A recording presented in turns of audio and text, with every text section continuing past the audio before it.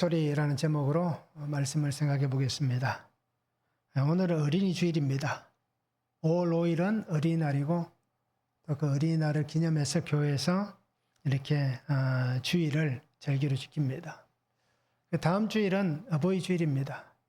그래서 혹시라도 부모님을 찾아뵙고 싶으신 분들은 오늘부터 내일 모레까지 연휴입니다. 그래서 연휴 기간에 또 부모님을 찾아뵙고 또 이렇게 가정에서 또 즐겁고 행복한 그런 시간들을 보내시면 좋겠습니다. 자, 아이들은 그들의 삶을 통해 배운다라는 시가 있습니다. 도로시 로우 놀테라는 여류 학자입니다. 시인이며 학자인데 이분이 쓰신 시입니다. 한번 들어보시기 바랍니다. 꾸지람 받으며 자란 아이들은 비난한 것을 배우고 미움받으며 자란 아이들은 싸움을 배우고 두려움 속에 자란 아이들은 근심을 배우고 칭찬받으며 자란 아이들은 자신감을 배우고 너그러움 속에 자란 아이들은 인내심을 배우고 격려받으며 자란 아이들은 고마워하는 것을 배우고 사랑받으며 자란 아이들은 사랑을 배우고 정직함 속에 자란 아이들은 진실된 삶을 배우고 공정한 대우를 받으며 자란 아이들은 정의를 배우고 친절함 속에 자란 아이들은 남을 존중하는 법을 배우고 다정함 속에 자란 아이들은 세상이 살기 좋은 곳임을 배운다라는 시를 썼습니다. 자, 어떻습니까? 그런 것 같습니까? 본인을 한번 생각해 보시기 바랍니다. 내가 어릴 때 어떤 환경에서 자랐는지 나의 환경을 한번 이 시에다가 접목해 보면 그죠? 이 시가 맞다라는 것을 알 수 있을 겁니다. 그래서 어떻습니까? 우리가 대부분 살아오던 시대에 보면 우리는 꾸지람을 많이 받았고, 그죠? 미움을 받았고, 또 두려움이 있었고, 또 어떻습니까? 뭐 그 뒤에는 좋은 말이 나오지만 항상 우리는 싸우고 다투고 비난하고 욕하는 가정에서 이렇게 자랐잖아요. 아마 대부분 다 그렇게 자랐을 거예요. 왜 그런지 우리는 이유를 알잖아요. 지금 이제 나이가 들면서 왜 우리 엄마 아빠가 우리 부모님이 그렇게 우리가 자랄 때 우리에게 사랑한다는 말도 안 해주고, 그죠? 격려도 잘 해주지 않고 왜 그렇게 힘들게 살았는지 다 알 겁니다. 사는 게 바쁘니까. 또 항상 부모님들이 얘기하고 우리도 그렇게 얘기하잖아요. 살아야 되니까. 내가 살아야 저 아이들이 살 수 있으니까 그렇게 치열하게 사시다 보니까 가정에서 아이들을 보면서 칭찬도 못 해주고 사랑한다는 말도 못하고 또 어떻습니까? 여러 가지 그러한 환경을 만들어주지 못했습니다. 자, 그렇게 사셨던 분들이 나이가 들어서 손주가 생기면 어떻습니까? 그때야 손주를 사랑하는 겁니다. 그래서 대부분 어르신들이 그렇게 얘기하더라고요. 내 자식 키울 때는 재미있는 것을 몰랐는데 저 손주 볼 때는 정말 재밌다라고 얘기하는 거예요. 행복하다라고 얘기하는 거예요. 삶의 눈이 달라졌기 때문입니다. 그죠? 삶의 생각이 바뀌었기 때문입니다. 이제는 여유로움이 생겼기 때문입니다. 그러기에 우리는 자, 이렇게 살지 못해서 아마 자식들에게 미안한 마음도 있을 거예요. 그래도 자식들도 어떻게 생각할까요? 그래도 우리 부모님 때문에 내가 이만큼 이렇게 우리 뭐 사회에서 쓰는 표현을 보면 그래도 사람 굿이라고 살 만한 그러한 삶이 되었다라고 얘기할 수가 있는 것입니다. 그래서 가끔씩 말씀드리지만 예수 믿게 해준 부모가 어떻습니까? 최고의 부모다라는 겁니다. 그죠? 혹시 아직도 부모님이 살아계시면 그렇게 고백해 보시기 바랍니다. 그리고 우리 자녀들에게, 그죠? 내가 그래도 엄마 아빠를 보니까 내가 지금까지 얼마 살진 않았지만 우리 부모가 최고의 부모입니다. 라고 하는 그러한 아름다운 소리를 들을 수 있는 그러한 부모의 삶을 우리가 살면 좋겠습니다. 그래서 삶과 신앙은 보여주는 겁니다. 모델이 되는 겁니다. 보여주는 대로 그렇게 살아갑니다. 그래서 우리가 그렇게 표현하잖아요. 뭐 이런 표현이 좀 그렇지만 나는 절대 우리 부모님을 닮아서 그죠? 주정뱅이가 음주를 하는 사람이 되지 않겠다라고 얘기하자면 어떻습니까? 어릴 때부터 늘 집에 부모님이 술 마시는 거 보면 어떨까요? 그냥 자연스럽게 그렇게 되어가는 겁니다. 나는 그렇게 살지 않으려고 해도 내가 보고 배우고 몸에 익혀진 게 그것밖에 없으니 그렇게 되는 겁니다. 그러게 우리가 내가 살아갈 시간 동안 또 나에게 남아있는 시간 동안 우리의 삶이 신앙이 우리 자녀들에게 또 손주들에게 좋은 모델이 되시기 바랍니다. 그래서 내가 예수님을 믿게 된 것 또는 내가 다시 예수님을 믿게 된 것, 이 모든 것이 우리 부모님 때문에 우리 할아버지 할머니 때문이다 라고 할 수 있는 우리가 그런 삶을 살아가면 참 좋겠습니다. 오늘 말씀을 한번 보시기 바랍니다. 예레미야는 하나님의 말씀을 전합니다. 그러면서 하나님의 말씀인 이 성전을 실로같이 되게 하겠다. 이 성을 세계 모든 민족의 저주거리가 되게 하겠다라고 말씀합니다. 그 말을 들은 제사장들과 선지자들과 백성들은 어떻게 합니까?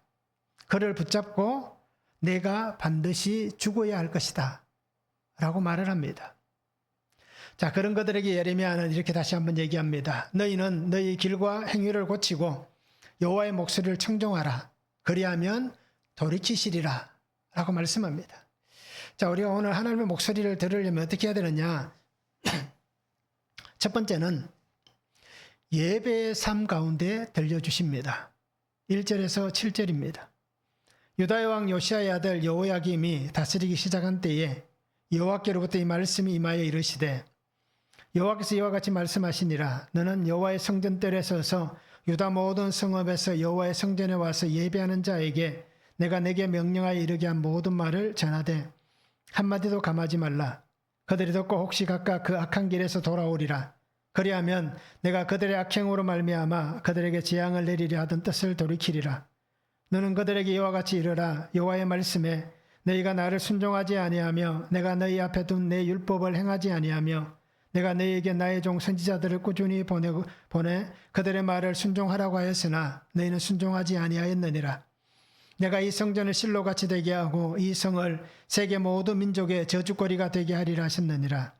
예레미야가 여호와의 성전에서 이 말을 하며 제사장들과 선지자들과 모든 백성이 듣더라 말씀합니다. 자, 하나님은 예레미야를 보내십니다.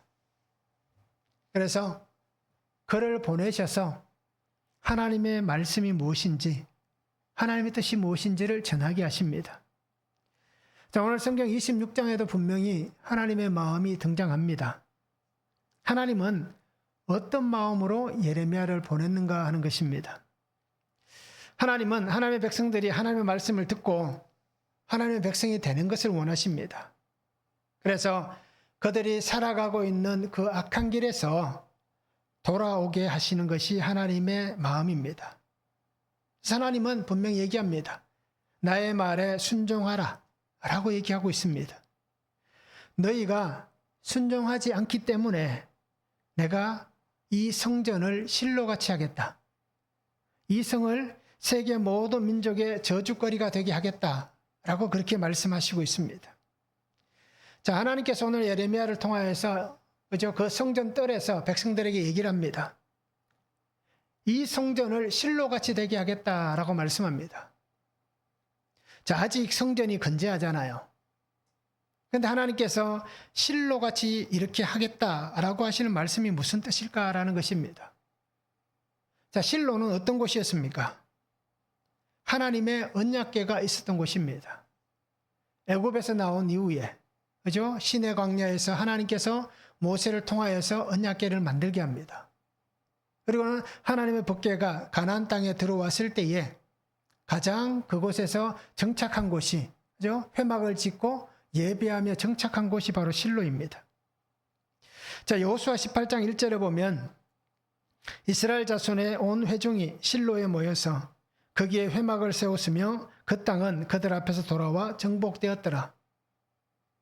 그래서 하나님께서 어떻습니까? 이 실로, 하나님의 언약궤, 성전 있게 하신 곳입니다. 그래서 여호수아 시대부터, 그죠? 사무엘 초기까지, 그러니까 사무엘이 어린 시절까지죠. 그 초기까지 어떻습니까? 성막이 회막이 있었고 하나님의 언약궤가 항상 그곳에 있었습니다. 그래서 이 사무엘이 어떤 일을 합니까? 성막에서 언약궤 앞에 불을 밝히는 일을 하잖아요. 자, 이렇듯 하나님은 그곳에 계셨습니다. 그런데 우리가 알듯이 엘리의 두 아들 홈리와 비느하스 시절에 어떤 일이 벌어집니까? 블레셋과의 전쟁이 있잖아요. 그래서 전쟁에서 지고 있으니 어떻게 합니까? 우리가 하나님의 언약궤를 가지고 오자. 그러면 하나님께서 실로에 계시는 하나님이 이 전쟁터에 오면 그죠? 우리가 이 전쟁에서 승리할 것이다. 블레셋은 어떻게 합니까? 저들의 신이 장막에 들어왔다라고 해서 굉장히 두려워서 떨잖아요. 그런데 결과는 어떻게 됩니까? 전쟁에서 패합니다. 그리고 블레셋에게 하나님의 언약궤를 빼앗깁니다. 그리고 그 이후에 20년이 지난 뒤에 언약궤가 다시 예루살렘으로 돌아오는 거예요. 기럇 여리고까지 돌아오는 겁니다. 그런데 그 이후에도 하나님의 언약궤가 다시 돌아왔지만 그 언약궤가 실로에 거하지는 않습니다. 그래서 오늘 이렇게 얘기하는 것을 잘 보시기 바랍니다. 시편 78편 60절에 보면 사람 가운데 세우신 장막 곧 실로의 성막을 떠나시고 라고 말씀합니다. 그러니까 하나님께서 처음 그들과 약속하셨던 실로 예배의 자리 그곳을 하나님께서 떠나셨다라고 시편은 기록을 하고 있습니다. 그러다 보니까 결국 실로는 어떻게 됩니까? 버림받은 땅이 되는 겁니다. 영적으로 황폐한 땅이 되는 것입니다. 그래서 나중에 보면 어떻습니까? 다윗 시대에 솔로몬이 왕권을 잡을 때에 일어난 또 사건이 있잖아요. 왕권 쟁탈 사건을 통해서 다윗에게서 솔로몬에게 넘어가는 그 왕권에서 떨어져 나간 아비아달 계열 제사장들이 어떻게 됩니까? 실로에서 나온 제사장들입니다. 엘리 후손이니. 그래서 그들은 다시 고향 아나돗으로 돌아가는 겁니다. 결국 이 실로는 하나님의 함께하지 않는 그 이로 인해서 버림받은 곳, 황폐한 땅이 되어버렸습니다. 그래서 오늘 예레미야를 통해서 하나님이 하신 말씀은 바로 이 성전이 그 실로같이 되게 하겠다라고 말씀하는 거예요. 자, 그러면 백성들은 어떻습니까? 지금 그것을 지금까지 지켜보았잖아요. 역사적으로 살아오면서 실로가 어떤 곳인지 분명히 그들은 알았습니다. 그러기에 그들은 오늘 이 예레미야를 향하여서 굉장히 화를 내고 있는 장면을 우리가 쉽게 이해할 수가 있는 것입니다. 하나님은 예레미야를 보내서 말씀도 하셨지만 이미 그 전에 어떻습니까? 수없이 많은 선지자들을 보내셨습니다. 그리고는 끊임없이 그들에게 말씀하셨습니다. 그런데 여전히 너희는 듣지 않았다. 여전히 너희는 자기의 삶만 생각하고 하나님을 생각하지 않고 하나님의 말씀에 순종하지 않았다라고 얘기합니다. 그래서 하나님은 분명히 얘기합니다. 말씀 듣는 것을 더 원하시는 거예요. 이미 사무엘 시대에도 하나님 사무엘을 통해서 말씀하셨잖아요. 하나님이 제사를 기뻐하시는 것이 아니다. 하나님은 하나님의 말씀 듣는 것을 더 원하시고 더 기뻐하신다라고 말씀하고 있는 것입니다. 그래 결국 아버지의 마음을 모르면 그 마음에 원하시는 것을 우리가 할 수가 없는 것입니다. 말씀이 들리지 않으면 오늘 나에게 하시는 말씀을 듣지 못하기 때문에 말씀대로 순종하여 살지 못하는 것입니다. 그래서 오히려 그죠? 잘못한 사람이 더 화를 내는 거예요. 그러니까 오늘 우리는 분명히 말씀을 잘 보시기 바랍니다. 그럼에도 하나님은 지금까지 어떻게 하셨습니까? 끊임없이 그들에게 말씀하셨고 두드리셨고 끊임없이 그들에게 하나님 말씀을 주시기를 원했습니다. 하나님께서는 돌아오기를 원하십니다. 돌이키시기를 원합니다. 그리고는 하나님과 함께 하나님의 말씀 안에 은혜 안에 살기를 원하시는 것입니다. 우리가 아마 이럴 것입니다. 이사야 53장 6절에 보면 우리는 다 양 같아서 그릇 행하여 각기 제 길로 갔거늘. 그죠? 우리는 자기가 가고 싶은 대로 가는 거예요. 또 사사기 21장 25절에도 이렇게 말씀하잖아요. 그때 이스라엘에 왕이 없으므로 사람이 각기 자기의 소견에 옳은 대로 행하였더라. 하나님이 그 백성의 왕이신데, 그죠? 지금 눈에 보이는 왕이 없어서 그들이 자기 마음대로, 자기 소견에 옳은 대로, 이사야의 표현을 보면 각기 그릇 행하여 제 길로 가는 그런 삶을 그들이 살았고, 지금 우리도 그렇게 살고 있는 것입니다. 우리의 모습을 한번 잘 말씀 속에 투영해 보시기 바랍니다. 나는 정말 하나님의 말씀을 잘 듣고 있는가? 말씀을 듣고 그 말씀 안에 순종하고 있는가? 특별히 예배의 자리에서 하나님이 이 말씀을 선포하십니다. 성전에 나와 예배하고 있는 유다의 모든 백성들에게 이 말씀을 선포하는 거예요. 그럼 나는 날마다 하나님 앞에 예배하는 삶을 살면서 나는 하나님 말씀을 잘 듣고 있는가? 우리는 그렇게 고백하잖아요. 지금 이 현대는 그렇게 고백하는 시대입니다. 예배만, 하나님 앞에 나와 드리는 이 예배 시간만 예배라고 얘기하지 않잖아요. 우리의 삶이 예배라고 고백합니다. 오늘날은. 그래서 내가 집에서 가정주부로서 일하는 것도 예배이고, 내가 직장에서 직장인으로 일하는 그 시간도 예배하는 시간이고, 내가 숨쉬며 살아가는 모든 삶이 나누어진 게 아니라 하나다라고 얘기하는 거예요. 그래서 내가 살아가는 삶 자체가 우리는 예배의 삶이다 라고 그렇게 고백하고 또 그렇게 이해하고 인식하고 살아가는 시대를 살고 있습니다. 그러면 예배 시간에 나왔을 때 하나님의 말씀을 듣는다면 우리의 삶의 현장에서도 하나님의 말씀이 들려져야 되는 겁니다.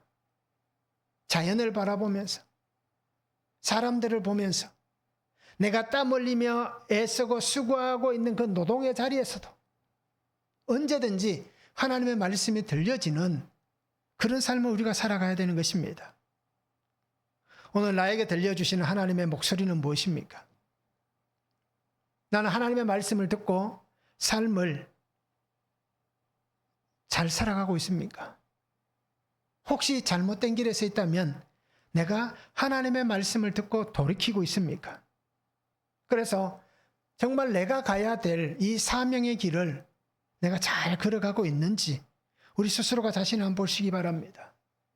내가 원하는 길로 가고 내 마음에 가고 싶은 대로 가는 그 삶이 아니라 하나님이 나를 세우시는 곳에 있는 그러한 성도의 삶을 살아가야 하는 것입니다. 이것이 순종이고 이 순종하여 사는 삶 속에 하나님의 뜻이 이루어지는 것입니다. 오늘 이것을 우리가 잊지 않기를 원합니다. 한번 적용해 보시기 바랍니다. 날마다 말씀을 통하여 또는 사람들을 통하여 끊임없이 나에게 말씀하시는 하나님의 말씀은 무엇입니까? 하나님 나에게 무엇을 말씀하시는가? 한번 적용해 보시기 바랍니다. 나는 순종의 삶을 살고 있습니까? 아니면 불순종의 삶을 살고 있습니까? 한번 적용해 보시기 바랍니다. 말씀을 듣지 않는 것 자체가 불순종이라고 얘기하는 겁니다. 그러면 그죠? 저도 그렇게 생각해 보니까 거의 뭐 99%는 불순종이 100%라고 얘기해도 과언이 아닐 거예요. 그냥 불순종하는 삶 자체인 거예요. 삶 자체가. 그죠? 우리가 그렇게 표현하잖아요. 숨 쉬는 것 자체가 죄다라고 얘기할 만큼, 그죠? 숨 쉬는 것 그 자체가 내가 불순종이다라는 것을 보게 되는 겁니다. 그러기에 우리가 한번 적용해 보시면 좋겠습니다. 두 번째는 생명의 위험도 감수해야 합니다. 8절에서 11절입니다. 예레미야가 여호와께서 명령하신 모든 말씀을 모든 백성에게 전하기를 마침에 제사장들과 선지자들과 모든 백성이 그를 붙잡고 이르되 내가 반드시 죽어야 하리라. 어찌하여 내가 여호와의 이름을 의지하고 예언하여 이르기를 이 성전이 실로같이 되겠고 이 성이 황폐하여 주민이 없으리라 하느냐 하며 그 모든 백성이 여호와의 성전에서 예레미야를 향하여 모여드니라. 유다의 고관들이 이 말을 듣고 왕궁에서 여호와의 성전으로 올라가 여호와의 성전 세 대문의 입구에 앉으매 제사장들과 선지자들이 고관들과 모든 백성에게 말하여 이르되 이 사람은 죽는 것이 합당하니 너희 귀로 들음같이 이 성에 관하여 예언하였음이라 말씀합니다. 자, 예레미야는 자신에게 전하여진 하나님의 말씀을 전하는 겁니다. 그런데 어떤 일이 일어났습니까? 제사장들, 선지자들, 모든 백성들, 심지어는 고관들까지 어떻게 합니까? 예레미야를 잡아서 너는 죽어야 한다 라고 얘기하는 거예요. 내가 예언한 이 예언으로 인해서 너는 반드시 죽어야 할 것이다 라고 얘기하고 있습니다. 예레미야는 어떻습니까? 그냥 하나님의 말씀에 순종했습니다. 그리고는 그 말씀을 전한 것뿐입니다. 하나님께서 말하라고 해서 그냥 하나님의 말씀을 전한 것뿐인데 결과가 어떻습니까? 너는 죽어야 된다라고 얘기하는 거예요. 너를 죽이겠다라고 얘기를 하고 있는 것입니다. 자, 그들의 눈에 예레미야는 어떻습니까? 그냥 가짜인 거예요. 거짓 선지자입니다. 자, 우리가 이미 성경을 통해서 알잖아요. 유대 역사의 말기가 되면 어떤 일이 벌어집니까? 이제 곧 얼마 있지 않으면 정말 바벨론에서 완전히 나라가 멸망할 때가 다가오는 거예요. 얼마 남지 않았습니다. 그런데 사회는 어떻습니까? 이때 당시는 분명히 이랬습니다. 아직도 괜찮다. 우리가 이렇게 평화를 누리고 있다. 자, 세상에 강대국들 있지만 1차 포로로 잡혀갔지만 그러나 우리는 안전하다. 우리는 만족한 삶을 살고 있다. 라고 얘기하는 거예요. 그러면 제사장들도 서기관들도 선지자들도 뭐라고 얘기합니까? 성전이 건재하니 우리는 건재하다. 절대 우리에게 멸망은 없을 것이다. 라고 얘기하고 있습니다. 자신들의 눈에 예루살렘 성이 건재하게 보이듯이 예루살렘 성전이 건재하게 보이듯이 어떤 일도 일어나지 않는다. 어떤 사건도 생겨나지 않는다. 고난도 징계도 멸망도 우리에게는 없다. 라고 하고 있고 사람들을 미혹시키고 백성들을 속이고 어떻습니까? 그들을 착취하고 가진 자는 더 가지게 되는 그러한 악순환의 시대를 지금 살아가고 있습니다. 그러니 자기들은 괜찮으니 그들의 눈에 예레미야는 어떻습니까? 없어져야 될 존재인 겁니다. 모두가 아니다라고 얘기하는 그때 예라고 하고 있는 이 예레미야는 아니다라고 하는 무리는 어떻게 해야 됩니까? 이를 척결해야 되는 거예요. 그래야 사회에 혼란이 생기지 않는 겁니다. 그래서 하나님의 말씀을 전한 예레미야를 그들은 죽이겠다라고 얘기하는 거예요. 그냥 말씀대로 순종하고 말씀대로 전하고 말씀대로 했을 뿐인데 이러한 생명의 위협이 생겨납니다. 자, 그럼에도 이 생명의 위협을 당하면서도 오직 하나님의 말씀만 전하는 삶이 되어야 하는 것입니다.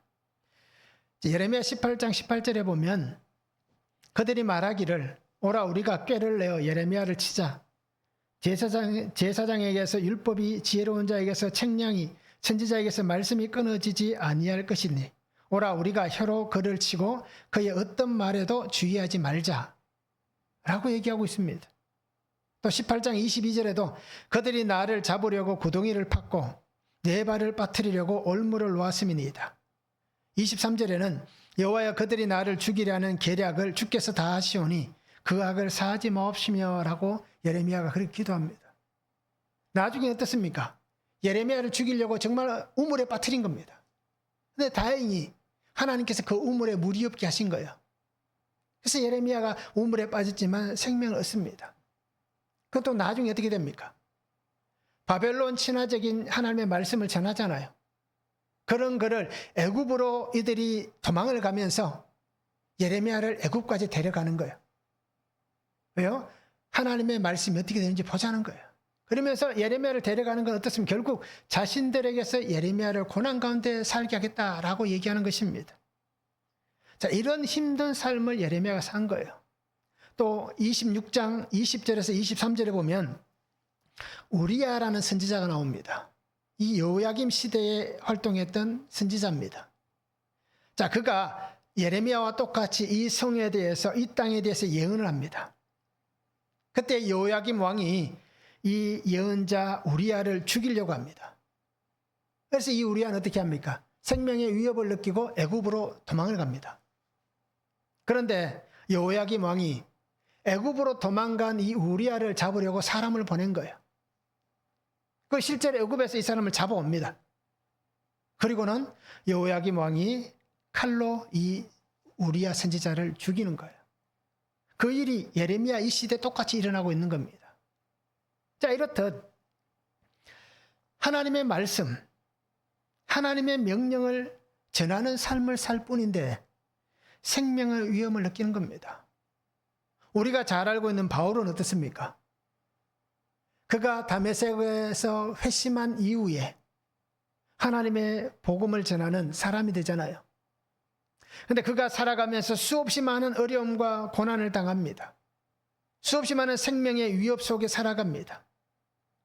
그런데 그는 이 생명의 위협 속에서도 나는 멈추지 않는다라고 고백하고 있습니다.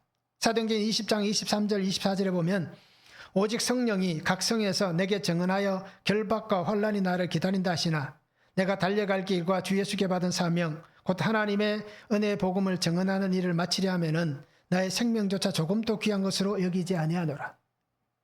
3차 전도 여행을 마치고 이제 돌아오는 과정입니다. 그런데 성령께서 어떻게 합니까? 사람들을 통해서 예언을 하는 거예요. 가지 마라. 예루살렘으로 돌아가지 마라. 가면 그저 띠를 가지고도 예언하고 여러 가지 방법으로 예언하는 거예요. 당신이 잡힐 것이고 당신은 어려움을 당할 것이다. 죽음을 당할 것이다. 라고 예언을 하는 거예요.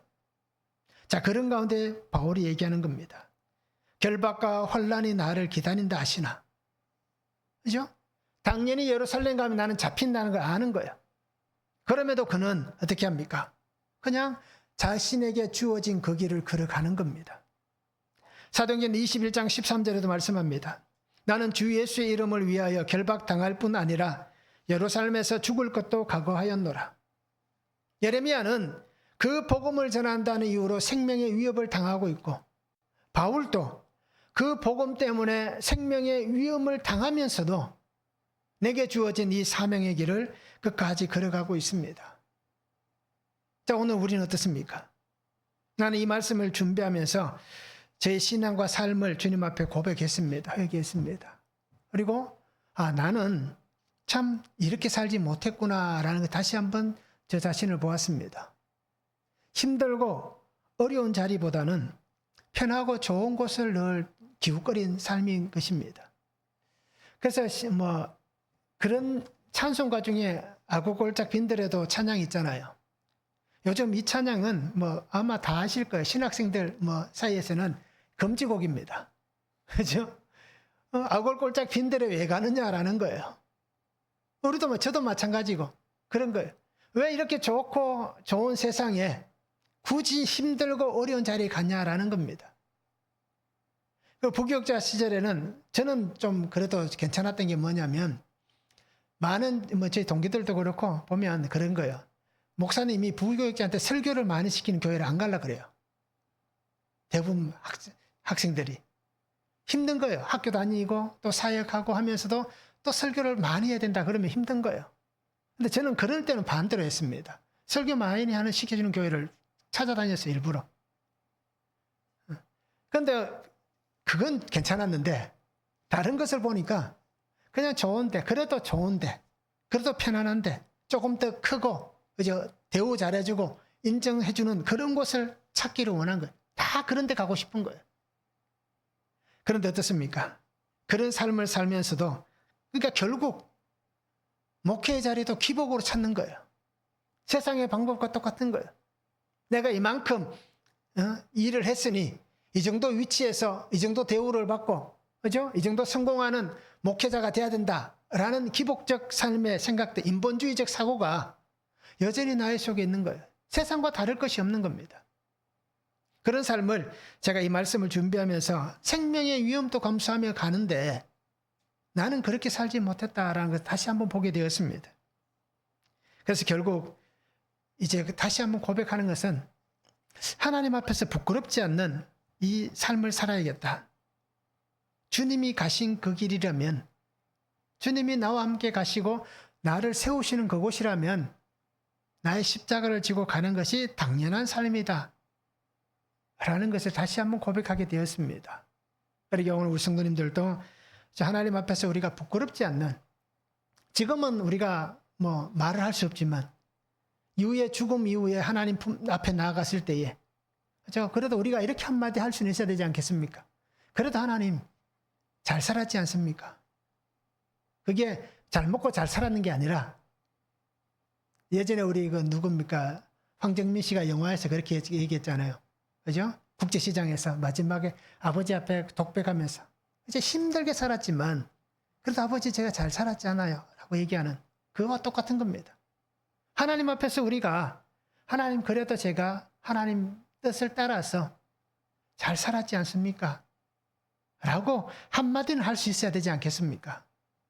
그렇게 살기 위해서 우리가 정말 주의 말씀 앞에 순종하고 오늘 지금 우리가 살아가는 이 시대에는 그죠? 생명의 위협을 당할 일이 없잖아요. 오지에 간 선교사님들 외에는 오늘 우리는 그런 일이 없습니다. 그러나 그런 각오를 하면서까지도 정말 우리가 주의 말씀을 들었고 그리고 그 말씀대로 순종할 수 있는 삶이 되면 좋겠습니다. 한번 적용해 보시기 바랍니다. 나는 주님의 말씀 앞에서 어떤 삶을 살고 있습니까? 나는 어떤 삶을 살아가고 있는지 한번 적용해 보시기 바랍니다. 나는 내가 듣고 싶은 말은 듣고 싶은 말만 듣습니까? 나는 어떻습니까? 내가 듣고 싶은 말씀만 듣습니까? 아니면 하나님 주시는 말씀을 듣습니까? 또 아니면 정말 내가 듣고 싶은 말은 무엇입니까? 그리고 내가 하고 싶은 말은 무엇입니까? 한번 적용해 보시길 바랍니다. 자, 세 번째는 하나님 목소리를 들을 수 있는 삶이 되어야 합니다. 12절에서 15절입니다. 예레미야가 모든 고관과 백성에게 말하여 이르되 여호와께서 나를 보내사 너희가 들은 바 모든 말로 이 성전과 이 성을 향하여 예언하게 하셨느니라. 그런즉 너희는 너희 길과 행위를 고치고 너희 하나님 여호와의 목소리를 청종하라. 그리하면 여호와께서 너희에게 선언하신 재앙에 대하여 뜻을 돌이키시리라. 보라, 나는 너희 손에 있으니 너희 의견에 좋은 대로 옳은 대로 하려니와 너희는 분명히 알아라. 너희가 나를 죽이면 반드시 무죄한 피를 너희 몸과 이 성과 이 성 주민에게 돌리는 것이니라. 이는 여호와께서 진실로 나를 보내사 이 모든 말을 너희 귀에 말하게 하셨음이라. 자, 예레미야는 너희는 길과 행위를 고치고 너희 하나님 여호와의 목소리를 청종하라 라고 말씀합니다. 하나님의 목소리를 청종하라. 하나님의 목소리에 귀를 기울이라. 하나님의 목소리를 경청하라 라고 얘기합니다. 그러기에 들을 수 있는 삶이 되어야 합니다. 예레미야는 제사장들에게, 선지자들에게, 백성들과 고관들, 자신을 향하여 죽이겠다 큰 소리 외치고 있는 모든 사람들을 향하여서 하나님의 목소리를 들으라 라고 얘기를 하고 있습니다. 자기의 생명을 구걸하기 위해서 내가 이 위기에서 벗어나는 그 삶을 얻기 위해서 그저 발버둥 치고 변명하는 게 아닙니다. 예레미야는 죽음도 각오한 사람이잖아요. 그래 내가 어떻게든 꼼수를 부려서 이 시간을 면해야겠다라고 하는 게 아닙니다. 오직 하나님의 말씀을 듣는 하나님의 목소리를 청종함을 통하여서 너희가 하나님의 백성이 되고 이 나라가 하나님의 나라가 되는, 그래서 하나님께서 너희를 멸망시키는 것이 아니라 하나님의 원하심 안에서 회복되어져서 너희의 삶을 통하여서 하나님의 뜻이 이 땅에 이루어지는, 하나님의 나라가 세워지는 그 삶이 되라 라는 그 말씀을 전하는, 그래서 너희는 하나님의 목소리를 청종하라 라고 얘기를 하고 있는 것입니다. 하나님의 목소리, 하나님의 말씀을 들어야 살아납니다. 말씀이 들려져야 살아가게 됩니다. 오늘 우리가 이렇게 살고 있는 것도 예수님의 그 십자가 구속의 말씀이 들려졌기 때문입니다. 구속사의 은혜가 우리에게 보여졌고 그것이 들려졌기 때문에 오늘 내가 살고 있는 것입니다. 그래서 오늘 예레미야는 하나님의 목소리를 청종하라 라고 했듯이 오늘 우리는 어떻습니까? 예수님을 만나야 한다라고 얘기하는 겁니다. 예수님을 만났던 한 사람 한 사람을 우리가 성경에서 보았습니다. 그러면 그 사람들을 한번 생각해 보시기 바랍니다. 예수님의 목소리를 들었습니다. 예수님의 말씀을 들었습니다. 그들이 어떻게 되었습니까? 그들은 다 살아났습니다. 중풍병에 있던 사람이 중풍병에서 나음을 입었습니다. 귀신 들렸던 사람이 귀신이 떠나가고 그저 멀쩡한 사람이 되었습니다. 보지 못하던 사람이 어떻습니까? 보는 사람이 되었습니다. 혈루병을 앓던 여인이 12년이나 혈루병이 끊어지는 은혜를 얻었습니다. 죽었던 나사로, 죽었던 소녀가 그 죽음에서 살아나는 삶이 되었습니다. 수없이 많은 사람들이 예수님을 만나고 그 말씀을 들은 그 삶에서 그들은 하나님이 주관하시는 하나님의 역사 속에서 한 부분을 담당하는, 그죠? 그 삶의 주인공들이 되었습니다. 그러면 오늘 우리는 어떻게 해야 됩니까? 나도 하나님이 주관하시는 이 긴 역사 속에 한 부분인, 내가 살고 있는 이 한 부분에 내가 예수님을 통해서 그 삶의 자리의 주인공이 되어야 되는 것입니다. 오늘 그것을 하나님 우리에게 원하십니다. 무엇으로 그렇게 됩니까? 예수님 때문에 그렇게 됩니다. 예수님이 주시는 그 생명 안에서 그렇게 될 수 있습니다. 그러기에 우리는 하나님의 소리, 이 말씀을 들을 수 있는 삶이 되어야 되는 겁니다. 잠언 20장 12절에 이렇게 말씀합니다.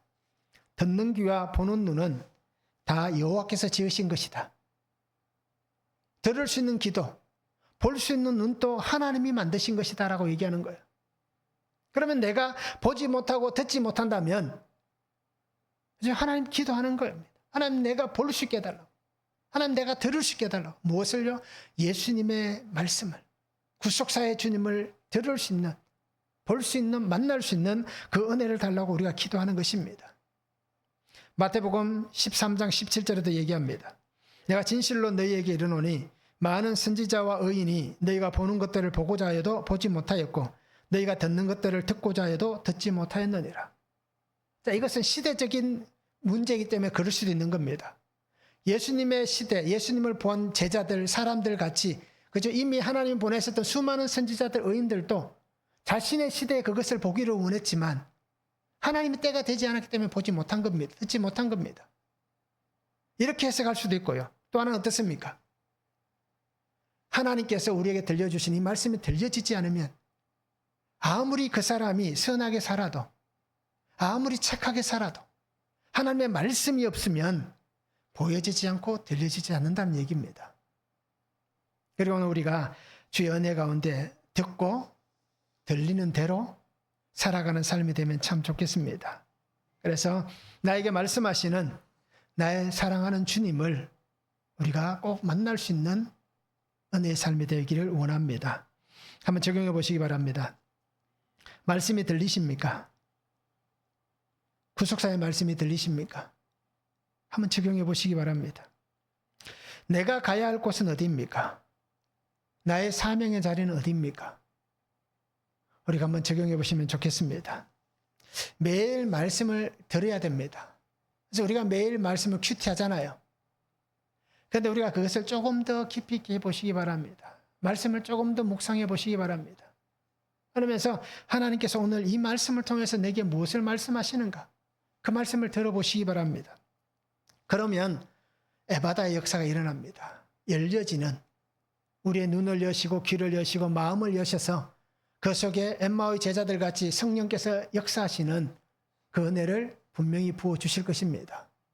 그러기에 오늘 우리가 정말 열려질 수 있는, 그래서 들려지는 그 말씀의 은혜와 능력 안에 살아가는 예수님의 사람들이 될 수 있기를 주님의 이름으로 축원합니다. 사랑의 아버지 하나님, 오늘도 우리에게 주신 말씀을 바라보고 그 은혜 안에 살아갑니다. 아버지 하나님, 새 일을 행하여 주시고 새 일을 행하여 주시옵소서. 우리가 사는 모든 삶의 자리 가운데에 아버지의 말씀이 들려지게 하시고 오늘 내게 들려지고 보여진 예수 그리스도 십자가 구속의 은혜 안에서 우리가 살게 하여 주시옵소서. 세상을 따라가지 않고 세상을 거스르며 오직 하나님의 말씀을 듣고 하나님의 말씀에 순종하여 아버지께서 나를 통하여 기뻐하시고 아버지께서 원하시는 그 뜻이 이루어지는 그 삶의 자리에서 하나님을 예배하며 그 땅에서 하나님의 이름을 아름답게 세워갈 수 있는 귀한 성도의 삶이 되게 하여 주시옵소서. 그래서 내가 말씀이 들려 살고 살아난 나를 통하여서 우리의 가정이 살고 또 우리 가정이 살아남을 통하여서 우리의 공동체가 살아나는 그 삶의 놀라운 역사가 일어나도록 아버지 하나님 은혜 위에 은혜를 다하여 주시옵소서. 감사를 드리며 예수 그리스도의 이름으로 기도하옵나이다. 아멘.